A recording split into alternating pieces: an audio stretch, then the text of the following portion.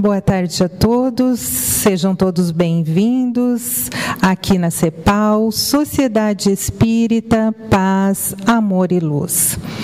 Que se sente feliz, honrada em recebê-los.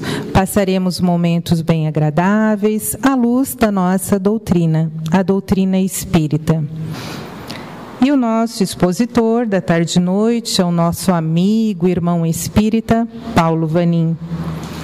É um tarefeiro, um trabalhador do movimento regional espírita, e o tema dele será 2 perguntas, 2 indagações. Uma família de monstros? A força criadora é realmente, soberanamente boa e justa?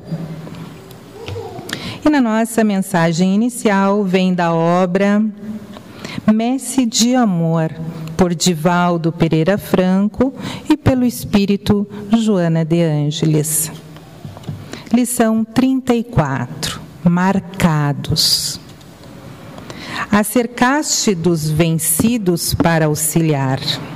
Não creias, porém, que eles sejam apenas os companheiros que tombaram na luta e se encontraram caídos na estrada, tomados pelo desalento e o pessimismo.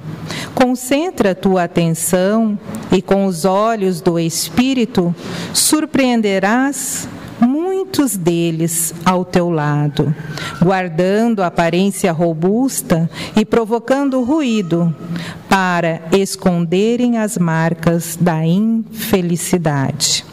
Todavia, é imprescindível amar para ajudar com eficiência.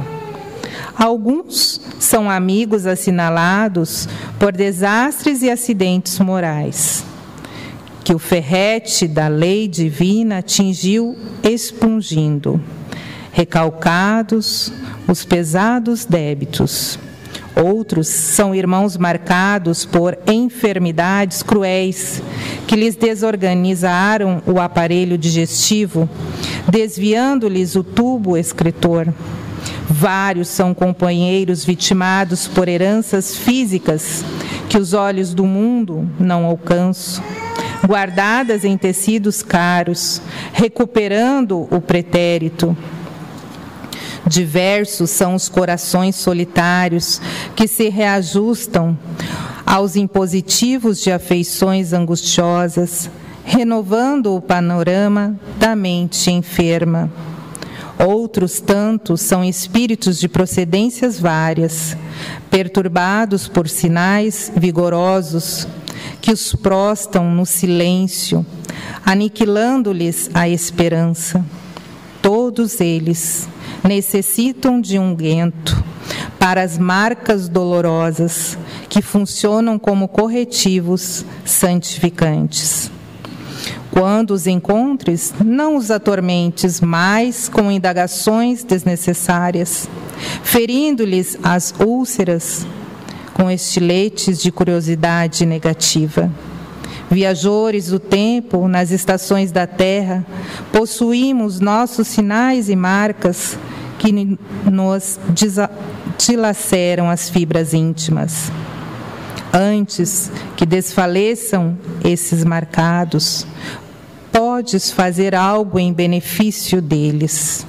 Mais tarde surgirá novo dia, oportunidade nova de caminhar, e embora sejas convidado a ajudar, orando, não poderás prever se de um para outro momento serás convidado pela lei a carregar mais vigorosa marca. Então fica também uma indicação para a leitura. Convido a todos para a nossa prece inicial. Pai da vida, Jesus, nosso Mestre, benfeitores queridos, agradecemos por estarmos aqui, neste espaço físico, que é a CEPAL, que nos é favorável ao crescimento ético-moral. Agradecemos pelo alimento do corpo e da alma.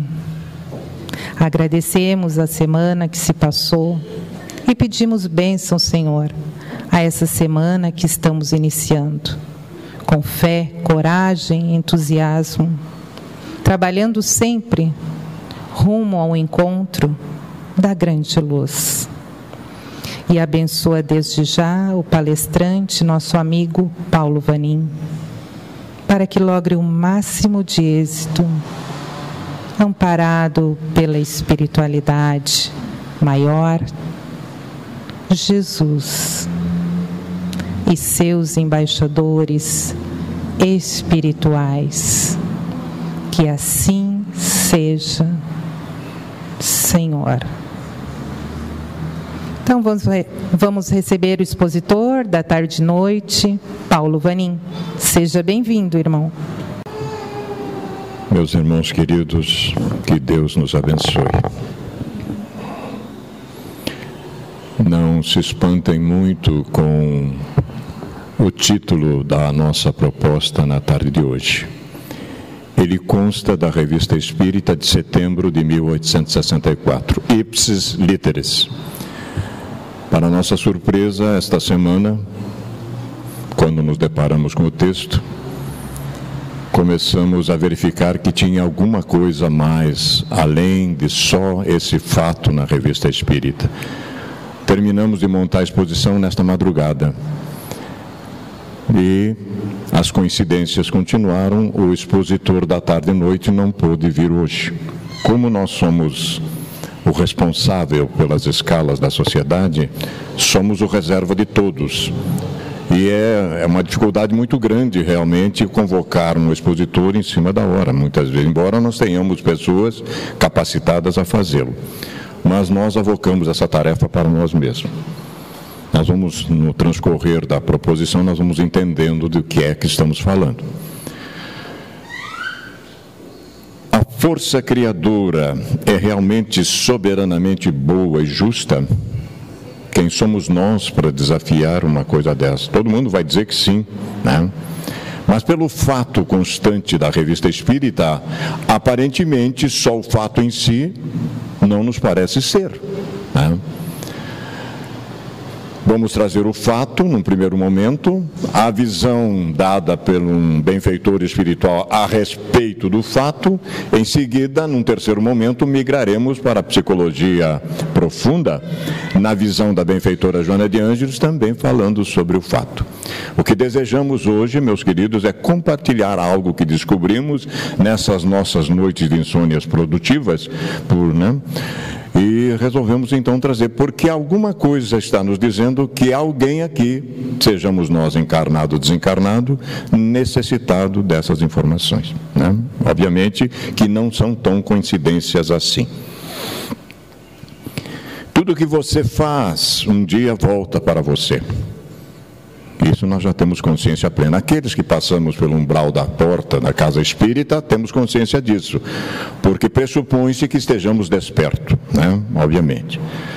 E se você fizer o mal, com o mal mais tarde você vai ter que deviver, né? Embora apenas uma colocaçãozinha para que a gente possa ir alinhavando as nossas ideias a que viemos. Aqui está então a premissa cósmica número 1. Do assunto que desejamos trabalhar. Está no Livro dos Espíritos, é um comentário do codificador, a questão 399. Né? Aliás, estamos sugerindo retornar urgentemente à obra fundamental. Alguma coisa me diz que nós pulamos etapas e as coisas não estão se ajustando como deveriam.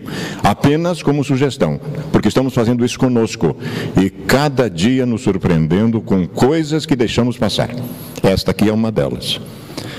As vicissitudes da vida corpórea constituem expiação das faltas do passado e, simultaneamente, provas com relação ao futuro. Toda expiação é uma prova, mas nem toda prova é uma expiação. Então, isso aqui é o beabá da ciência que nós estamos trabalhando, né? Mas a gente deixa passar. Depuram-nos e elevam-nos se a suportarmos resignados e sem murmurar. Só vai valer se nós encaixarmos nisso aqui, ó. Senão a gente vai repeti-las. Nós estamos entendendo do que se trata, como diz, né, um sotaque lá da capital paulista. A gente está entendendo a coisa.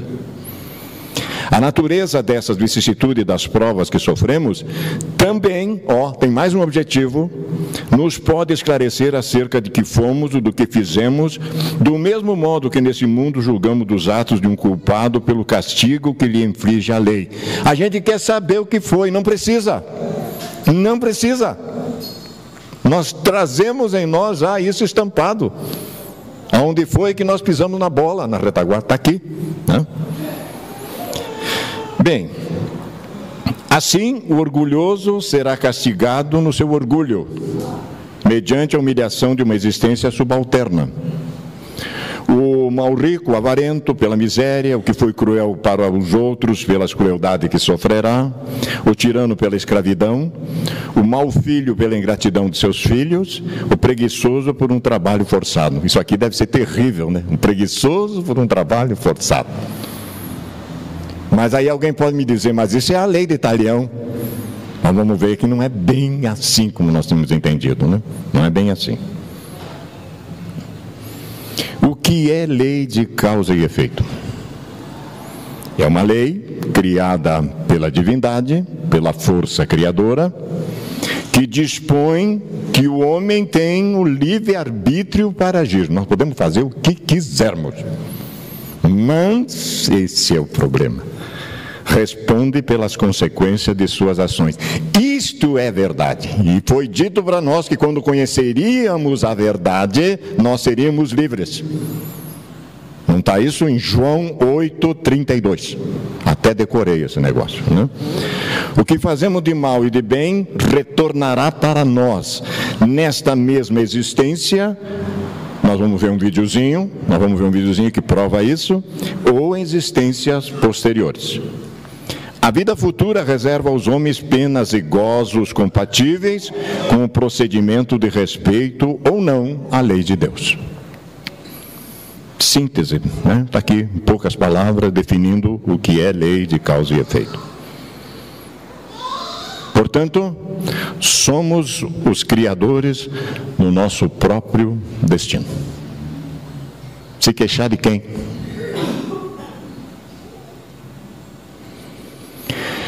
Agora o fato. A Revista Espírita, setembro de 1864. O fato.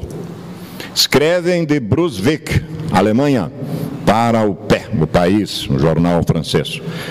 Uma camponesa dos arredores de Luther acaba de dar à luz uma criança com todas as aparências de um macaco, pois o corpo é quase inteiramente coberto de pelos negros e em tufos, e nem o rosto está isento dessa estranha vegetação. Casada há 12 anos e posto que admiravelmente conformada, essa infeliz senhora ainda não deu à luz um só filho que não fosse acometido por enfermidades mais ou menos horríveis. Será que alguém tinha passado por essa coisa? Alguém aqui presente já sabia desse fato? 12 anos de trabalho de laboratório desconsiderada, com todo respeito, no nosso movimento espírita. A Revista Espírita.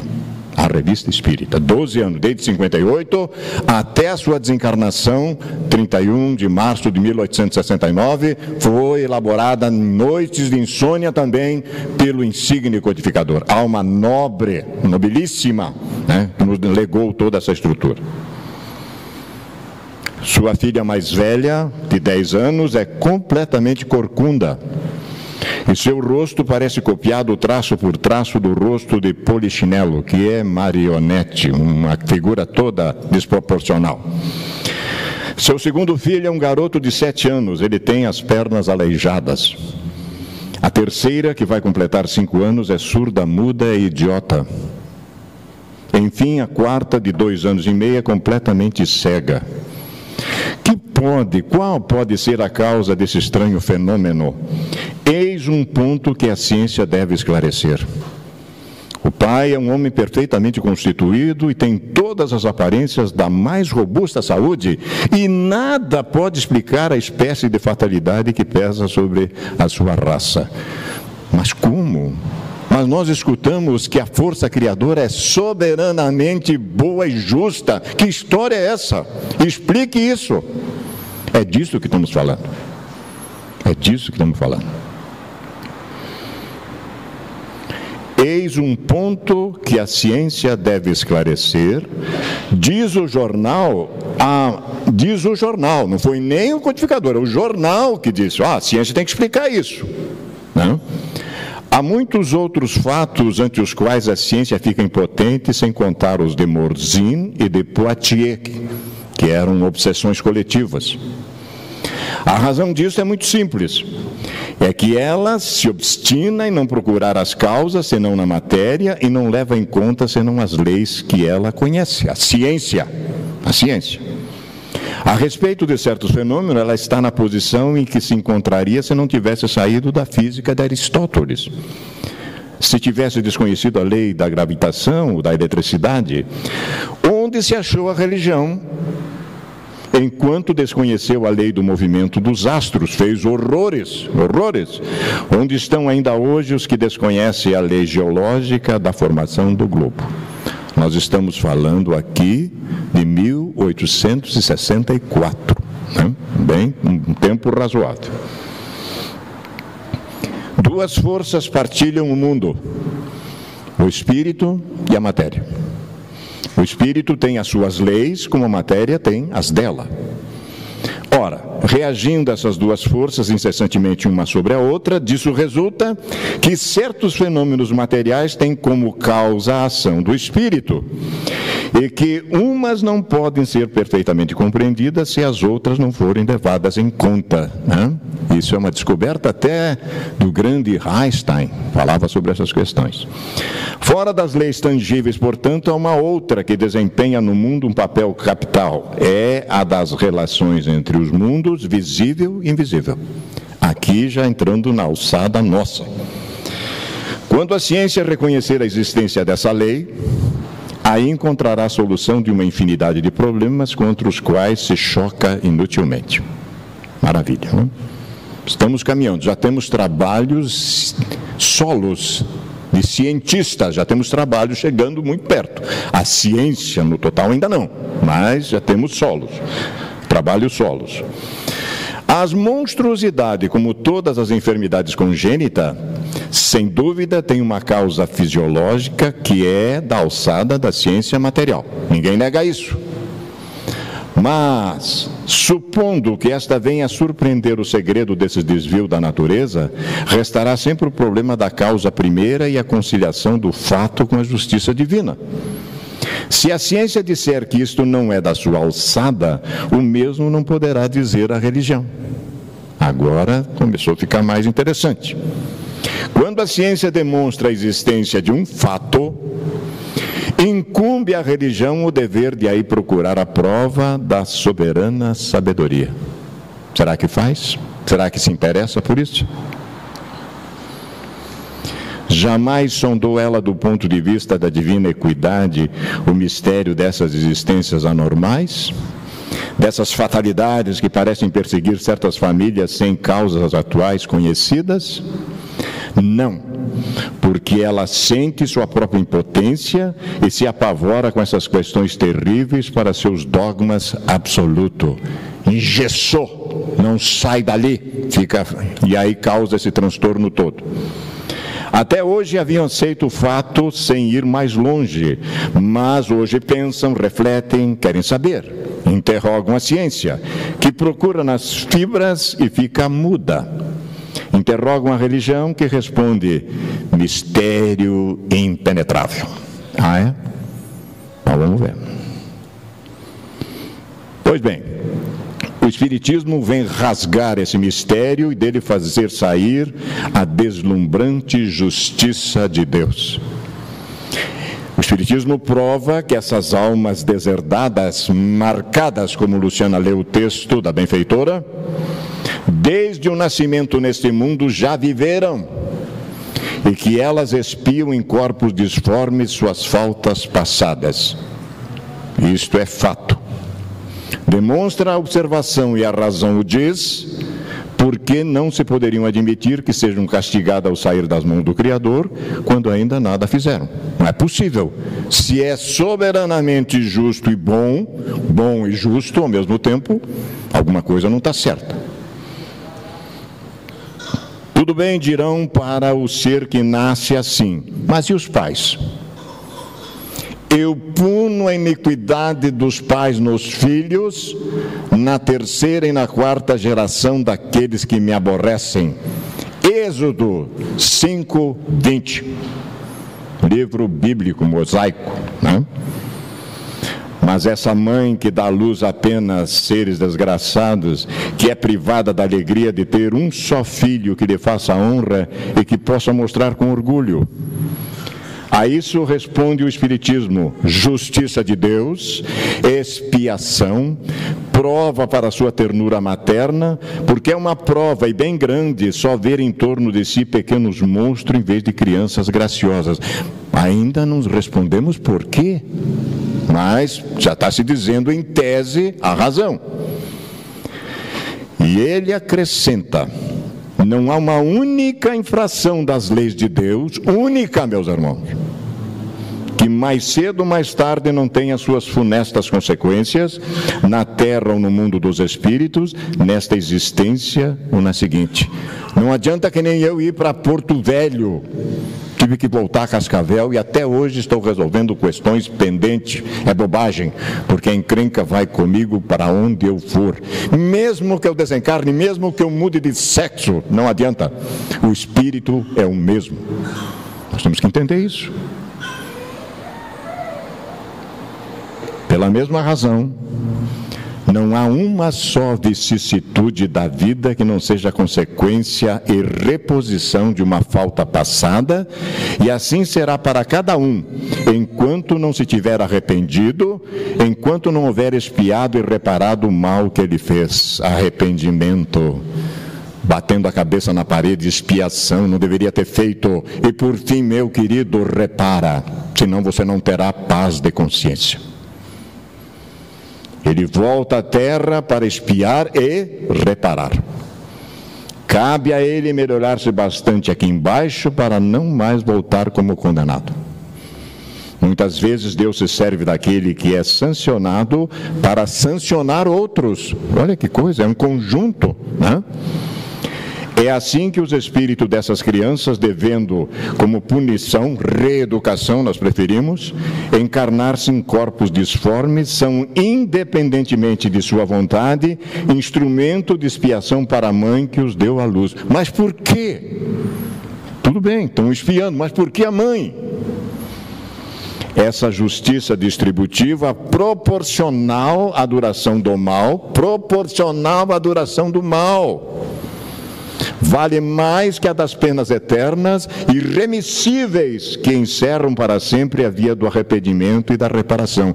Se tu fores para o inferno, tu nunca mais sai de lá. E se tu fores para o céu, tu também não tem volta. Tu vai ouvir cantar hosanas à eternidade inteira, pelo amor de Deus. Imagine só, né? Olha o que é que a gente criou nessa nossa loucura. Diz o nosso insigne codificador que todo efeito tem uma causa. Todo efeito inteligente tem uma causa inteligente. O poder da causa inteligente está na razão da grandeza do efeito. Um recortezinho para a gente ir pensando nestas coisas. Vamos esmiuçar mais. Bem, chegamos então no impasse. O fato acima, que nós acabamos de falar, foi lido na Sociedade Parisiense de Estudos Espíritas como assunto de estudo filosófico. Olha só, a gente não fica dando palpite, vamos estudar a questão, vamos tentar resolver isso. E um espírito deu a seguinte explicação. Agora nós vamos saber das coisas, né? Aí diz o benfeitor: se pudesseis ver os dispositivos ocultos que movem o vosso mundo aqui, compreenderíeis como tudo se encadeia desde as menores coisas às maiores. Compreenderíeis, sobretudo, a ligação íntima existente entre o mundo físico e o mundo moral, esta grande lei da natureza. Aliás, é exatamente o que a ciência espírita faz, estudar estas relações entre os dois mundos, né?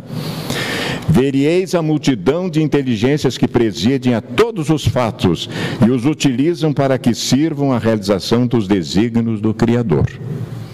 Suponde-vos um instante ante uma colmeia cujas abelhas fossem visíveis. Eu estou diante de uma colmeia cujas abelhas fossem invisíveis. O trabalho que veríeis realizar-se diariamente vos causaria admiração. E talvez exclamasseis: singular efeito do acaso. O orgulho faz a gente falar isso, né? Pois bem, realmente está em presença de um ateliê imenso, conduzido por inumeráveis legiões de operários para vós invisíveis, dos quais uns são trabalhadores manuais, que obedecem e executam, ao passo que outros comandam e dirigem. Cada um na sua esfera de atividade proporcional ao seu desenvolvimento e ao seu adiantamento. E assim, de degrau em degrau, até a vontade suprema que tudo impulsiona. Admirável lei de harmonia, né? Tudo se encadeia na natureza, desde o átomo primitivo até o arcanjo. Ele mesmo, começando pelo átomo. É a questão 540 clássica do Livro dos Espíritos, mas tem a 607 que também fala sobre essas coisas. Assim se explica, meus irmãos, a ação da divindade nos mais ínfimos detalhes. Como soberanos da terra, Deus tem os ministros, que são os espíritos crísticos, né? E esses têm seus agentes subalternos, engrenagens secundárias do grande governo do universo. É por isso que Jesus diz: meu Pai trabalha e eu trabalho também. É por isso que Jesus diz isso. Se num país bem administrado a última cabana sente os efeitos da sabedoria e da solicitude do chefe de Estado, quanto não deve a infinita sabedoria do Altíssimo estender-se aos menores detalhes da criação? Tudo que tem vida, todo ser senciente, a misericórdia atende essas criaturas e as promove. Não creais, pois, a resposta, que essa mulher de que acabais de falar seja vítima do acaso ou de uma cega fatalidade. Não. O que lhe acontece tem a sua razão de ser, ficai bem convencidos. Ela é reeducada no seu orgulho, ela desprezou os fracos e os enfermos, ela foi dura para com seres infelizes, dos quais desviava os olhos com repugnância, em vez de envolvê-los com um olhar de comiseração. Ela envaideceu-se da beleza física de seus filhos, à custa de mães menos favorecidas. Ela mostrava-os com orgulho, porque a seus olhos a beleza do corpo valia mais que a da alma. Mas não é isso que Jesus nos ensinou.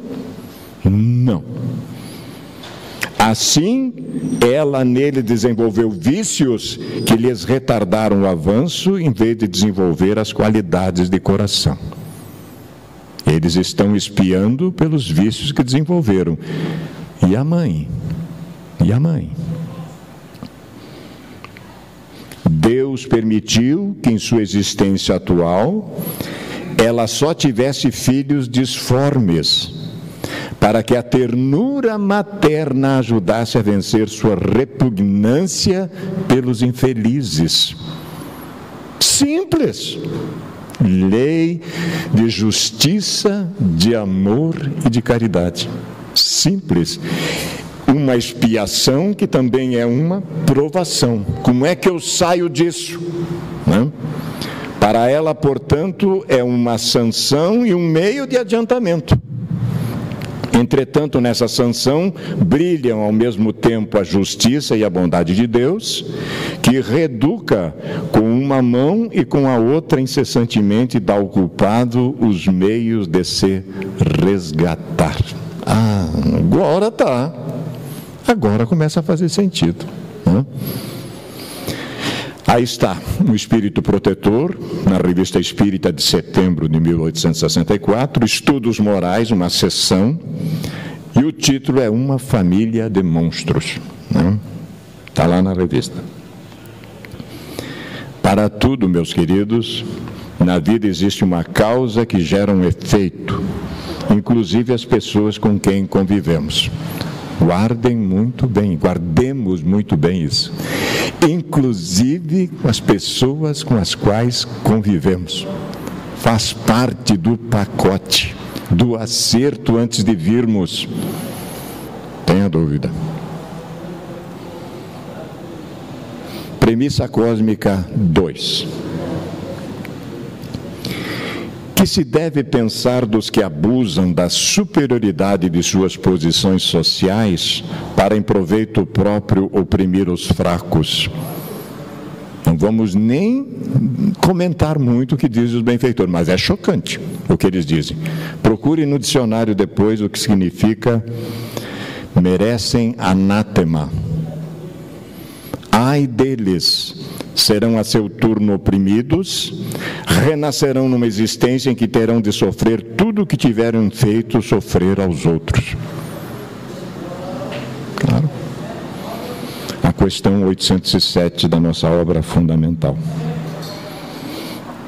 Considerado, meus irmãos, o ser humano um conjunto de elementos que se aglutinam para tornar-se uma realidade no campo da forma, é constituído, conforme já referido, pelo princípio inteligente do universo ou espírito, por uma espécie de envoltório semimaterial ou perispírito e pela matéria, o corpo somático.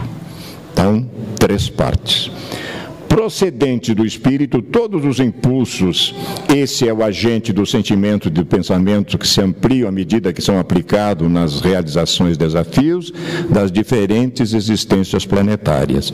Sendo o ser, por excelência, é formado por energia especial dotada de inteligência, na condição de herdeiro de Deus, e que desde quando criado avança sem cessar no rumo do infinito, que o aguarda até alcançar a plenitude que lhe está reservada.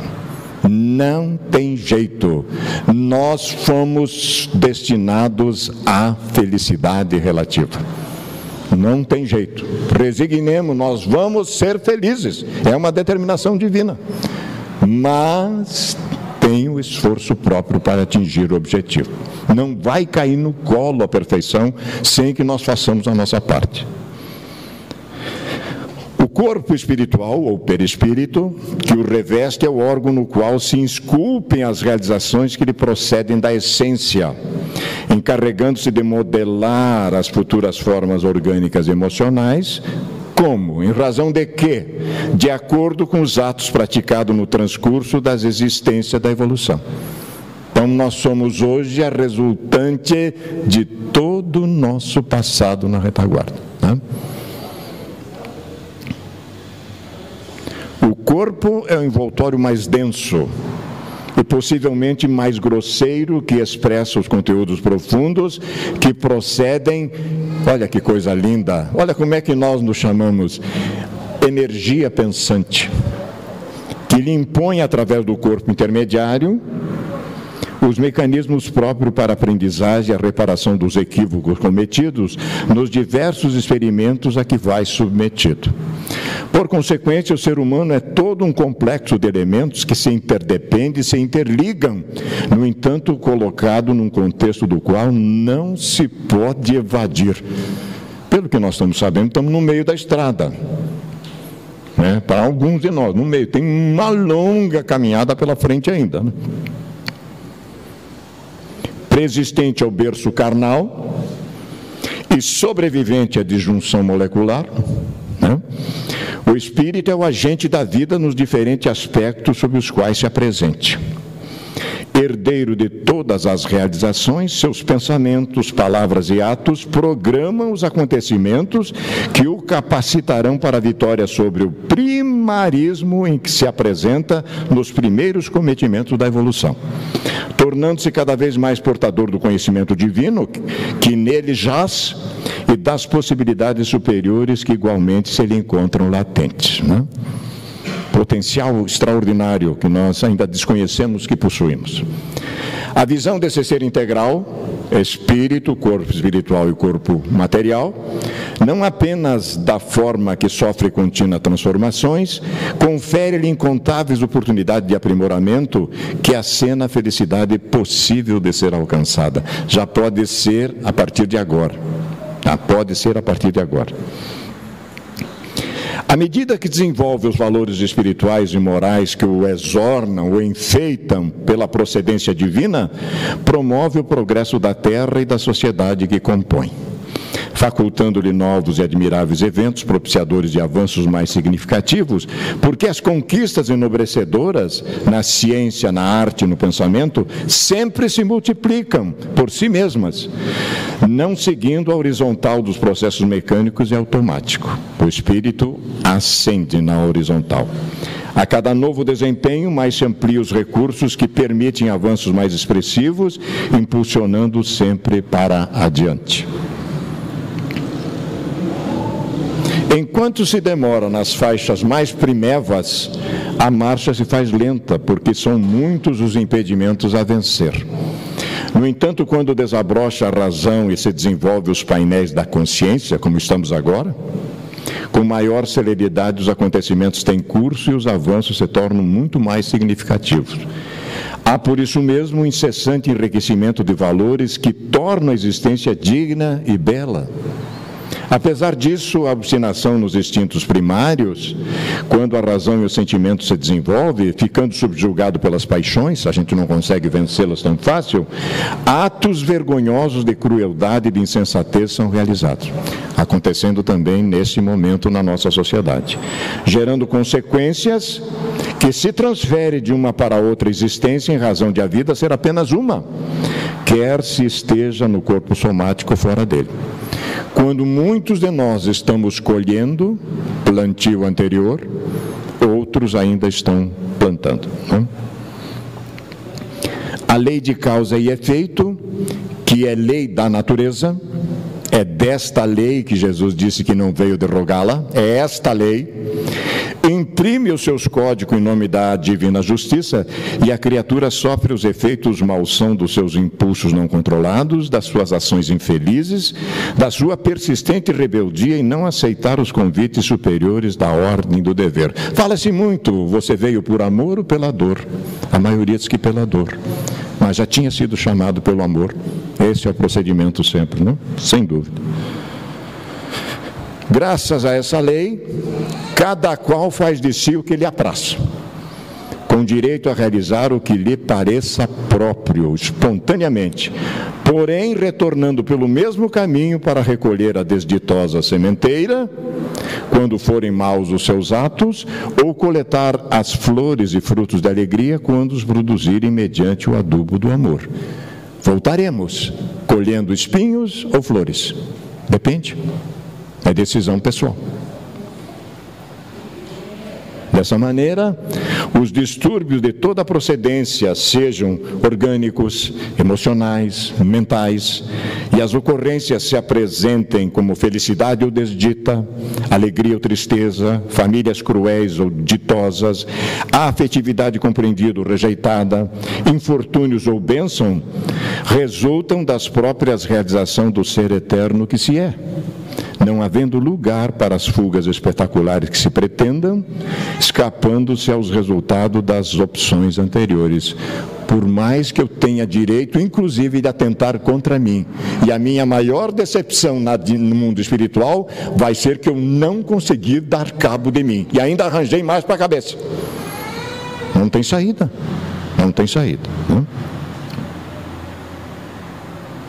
Mediante um contingente de provações ou novas experiências, sob o talante dos sofrimentos, porém com excelentes possibilidades de recuperação, ou através das expiações que encarceraram os calcetas nos limites impostos ao corpo ferido, pelos dardos perversos dos atos transatos, o espírito cresce e desenvolve os seus potenciais, porque é irreversível a lei de evolução.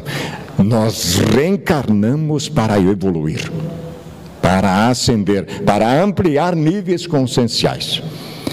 Eis porque o binômio saúde e doença faz parte dos mais intrincados processos de ação espiritual do ser, apresentando-se como medida de coerção, de corrigenda ou concessão de alegria, de compensação, de realização feliz. Não são só desgraças, não são. A gente se fixa muito nisso. Habitando hoje um corpo geneticamente bem modelado, nós estamos vendo aqui, utilizando-se de um cérebro rico de possibilidades, ainda não utilizada sequer numa terça parte, olhem só.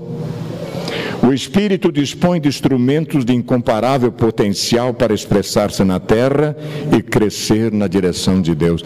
Tudo para nós, tudo a favor, né? Basta que resolvamos tomar uma atitude. O benfeitor Emmanuel nos propõe, por que não começar? A gente fica, poxa, mas por que não começar? Né? A concepção do cérebro triuno, como efeito natural do próprio desenvolvimento do agente de utilização dos seus inimagináveis recursos, atende às necessidades da evolução do espírito, que poderá recorrer aos seus intrincados mecanismos de delicadíssima tessitura para alcançar os patamares mais elevados da felicidade. Olha que maravilha, não? A saúde, portanto, integral, somente será possível, prestemos atenção, meus irmãos. A benfeitora está nos dando a dica. A saúde, portanto, integral, domínio sobre nós mesmos, somente será possível quando o espírito desvestir-se da inferioridade que ainda o retém nas torpes paixões e nos interesses meramente materiais. Sutilizando as suas aspirações e trabalhando os metais preciosos dos sentimentos para permanecer em harmonia com as vibrações cósmicas que a tudo envolve numa sinfonia de excelsa beleza. Que maravilha! A possibilidade está aí. A dica está dita para a benfeitora. Através das construções mentais saudáveis, pensamento, das ações corretas e das transformações morais necessárias, o ser, etapa a etapa, vai se libertando das injunções penosas, experimentando os sofrimentos que haja instalado em si mesmo, olha aí, ó, a lei do retorno, e utilizando dos inestimáveis recursos médicos e psicoterapêuticos, conseguirá recuperar-se dos distúrbios afligentes, enquanto gera novos fatores que trabalharão pela sua paz e alegria. Da expiação eu começo a transformar, vencer inclusive as provas que estão chegando, né? A saúde integral encontra-se, pois, ao alcance de quantos desejem sinceramente autovencer-se, seguindo os procedimentos morais e espirituais que a vida oferece, e toda vez que se engane e se perturbe, recorrendo aos métodos das ciências correspondentes, que são recursos oferecidos pelo Criador, que não deseja a morte do pecador, mas sim a do pecado, isto é, que sempre ampara aquele que erra, nele trabalhando a correção do fator de perturbação e de insânia de que se faça instrumento. Então eu cometo o equívoco e eu já tenho a pena íncita em mim mesmo. É um mecanismo perfeito, sem sombra de dúvida. Nesse comenos, a vinculação religiosa dignificante. Veja que nós não estamos dizendo que é só no espiritismo, porque realmente é fora da caridade que não há salvação, mas que o espiritismo é uma religião dignificante, nós não temos dúvida. Constitui mecanismo de amparo à saúde, porque enriquece de emoções superiores os arcanos do ser, trabalhando-lhe o perispírito para que transfira para os painéis do corpo, da emoção e da mente, a música sublime do amor que tudo inunda e mantém. Então, inverter esse processo, ao invés de só remeter coisas equivocadas, desequilibradas, remeter para cá realmente a música sublime do amor que tudo inunda e mantém. E isto aqui está nesta obra extraordinária, né? Que a Benfeitora publicou em 2002. Nós já estamos com 15 anos da obra Triunfo Pessoal, que é o volume 12º da série psicológica. Disponível, fácil, né? E aqui está toda essa história. Nós apenas tiramos um tópico do livro. Nossas considerações finais. Rapidamente, um videozinho bem rápido, para nós entendermos o mecanismo, quando a gente pode, na mesma existência, ajustar essas questões.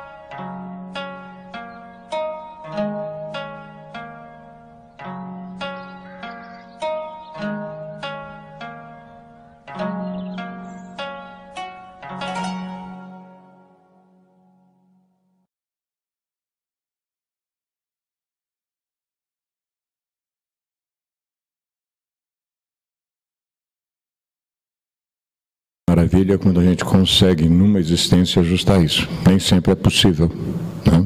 Mas é uma maravilha, realmente. A nossa premissa cósmica, terceira, o mecanismo secreto da evolução espiritual, nos diz o seguinte: nunca se pode afirmar, portanto, que sofremos exatamente aquilo que fizemos sofrer de maneira automática. Porque a lei de justiça é também de amor e de caridade.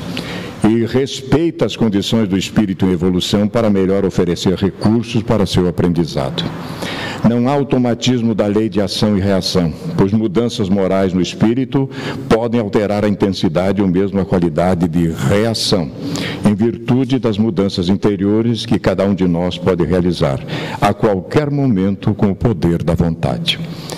Rita Felker é uma psicopedagoga extraordinária, já publicou mais de 40 livros e este livro é um deles. Eu gosto muito, que é A Força Interior. Um pequeno poema para encerrarmos. Para onde eu fujo, encontro-te e me atormento. Por mais que me afaste de ti, mais te impregnas em mim. Rompo as amarras e me encontro atado às tuas constrições. Inundo-me de preocupações para esquecer-te. Todavia, a tua recordação se me faz mais veemente.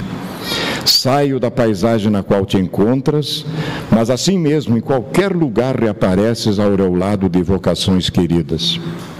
Tu me vens do longe dos tempos e eu te sigo no encalço. Agora que te encontro, não te tenho, e quando me queiras, eu terei partido. Eu peço hoje, tu respondes amanhã. E a voz da consciência me repete: ontem, no próximo e longínquo tempo ido, tu estiveste comigo. Por isso eu venho desde então em pós, chorando e sorrindo, buscando-te e perdendo-te. Karma dos deserdados, tu que és o rio contínuo da roda imensa das reencarnações, liberta-me de mim mesmo, a fim de que eu possa voar sem limitação para o repouso no infinito. Rabindranath Tagore, Edivaldo Franco, nesta obra magistral, Pássaros Livres. Tudo a ver realmente com a lei de causa e efeito. Por fim, o nosso mestre querido, encerrando para nós. Eis que alguém, aproximando-se dele, lhe disse: bom mestre, que farei de bom para que tenha vida eterna? Jesus, porém, lhe disse: por que me chamas bom? Ninguém é bom senão um, que é Deus.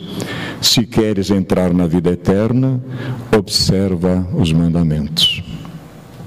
Amar a Deus sobre todas as coisas e ao próximo como a si mesmo. Fazendo isso, todos nós viveremos em paz. Do fundo do nosso coração, pela receptividade, pela alegria de revê-los novamente, o nosso coração se enchendo realmente de ternura. Muita paz a todos, muito obrigado.